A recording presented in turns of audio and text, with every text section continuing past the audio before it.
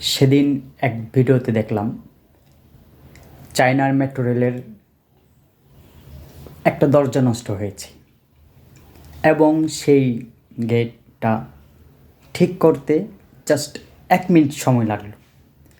একটা রিলস চলতে যতক্ষণ সময় লাগে তার চেয়েও কম সময়ের মধ্যে একটা দরজা ঠিক করে ফেলল।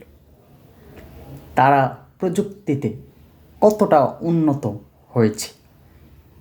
আর আমাদের দেশের অবস্থা হলো, আমাদের জাতীয় সংসদে, মহান সংসদে, দেশের সবচেয়ে গুরুত্বপূর্ণ স্থানের মধ্যে এখনও 2 দলের মধ্যে তর্ক হয়, বিতর্ক হয়, 2 দলের মধ্যে ঝগড়া হয়, ফ্যাসাদ হয়।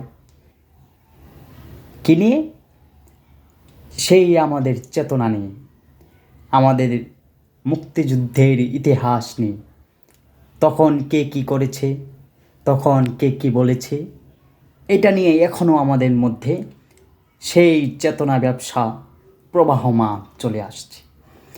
এই চেতনা ব্যবসার পিছনে পড়ে, এই চেতনা ব্যবসার নিচে পড়ে আমাদের উন্নতি, অগ্রগতি, আমাদের দেশের ভাবমূর্তি থমকে গিয়েছে, নষ্ট হয়ে গিয়েছে, ধ্বংস হয়ে গিয়েছে।